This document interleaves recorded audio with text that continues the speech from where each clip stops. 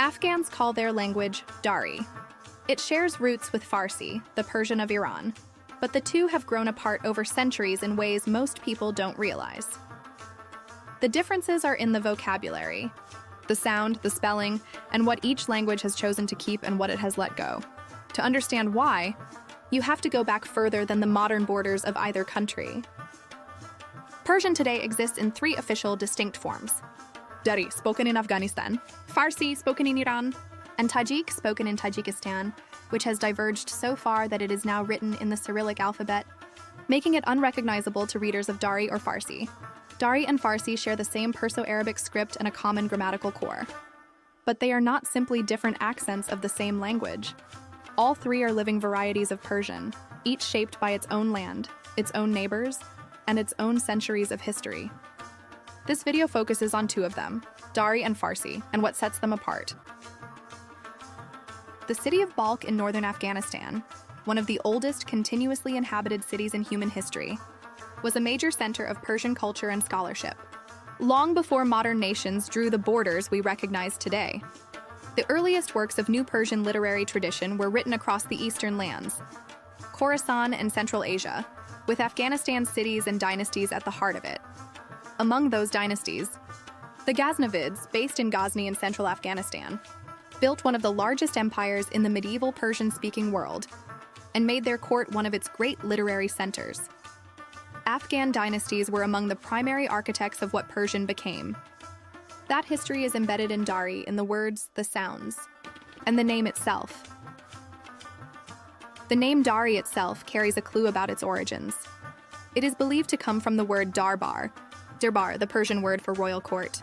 Dari was the language of the Afghan royal court in Kabul, formal, refined, the language of governance and scholarship. The name meant, quite literally, the language of the court. And it has carried that association of formality, of literary depth ever since. On formal ground, a news broadcast, a written document, standard educated speech, a Dari speaker and a Farsi speaker can follow each other reasonably well. The grammatical structure holds. Formal vocabulary overlaps. Step into daily life, and the gap widens quickly. Casual conversation, the way people talk at home, in the market with friends, is full of words, phrases, and sounds that simply don't match. An Afghan moving to Iran, or an Iranian moving to Afghanistan, will find that the further the conversation moves from formal language, the harder it becomes to follow. Vocabulary is where Dari and Farsi diverge most immediately. Start with a simple test. Say the word Dubai. In Afghanistan, you will hear Dubai. In Iran, Dubai. That vowel shift runs through hundreds of everyday words. Car, modar in Dari. Mashin in Farsi. Hospital, shifakhana in Dari. Bimaristan in Farsi. Even the word for now, hamyali in everyday Dari. Alan in Farsi. These are not rare technical words. They are the vocabulary of daily life, and in each case, an Afghan and an Iranian are reaching for entirely different words. The gap between Dari and Farsi is not only in the words, it is in the sound. The letter O, which carries a W or V quality, is a clear case. In Dari, it is consistently pronounced as a clear W, wa for and. In Farsi, the same letter has become V, va. Several letters that Dari keeps distinct, among them qaf and gain, have merged into a single similar sound in colloquial Farsi. The result is a noticeably smoother, faster flow, where Dari preserves vowel length, giving the language a slower, more deliberate rhythm. Farsi tends to shorten and swallow vowels. To an Afghan ear, Farsi can sound clipped. To an Iranian ear, Dari can sound measured, almost musical. Even the small filler words differ.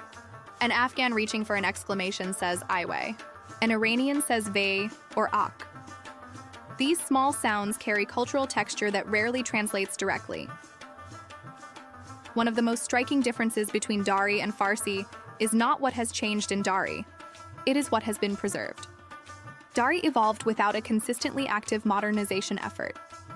The result is that many words and sounds that have drifted in modern Farsi are still alive in everyday Dari. The Academy of Persian Language and Literature has actively modernized Farsi, coining new terms, replacing older vocabulary, standardizing pronunciation while Dari followed its own path. To an Afghan ear, modern Farsi can sound foreign, stripped of its older texture. To an Iranian ear, Dari can sound formal, even literary. Both observations describe the same divergence from opposite sides. For Afghans, calling the language Dari is not a technicality. It is an act of acknowledgement. It acknowledges a distinct literary tradition rooted in Afghanistan's own history, a language shaped by the people who have spoken it for centuries. To be told you speak Farsi when you speak Dari is, for many Afghans, to feel that an identity is being absorbed into someone else's story. Afghan cultural contributions have often been attributed elsewhere or overlooked entirely. The name is a quiet, persistent claim. This belongs to us. It is a statement about what Afghanistan is, and always has been. Dari, Farsi, and Tajik all carry traces of an ancient shared language within them, but each has grown into its own form, shaped by the land, the neighbors, the rulers, and the stories of the people who speak it. Dari is Afghanistan's own. Same roots, different flowers. Read the full story at aboutafg.com.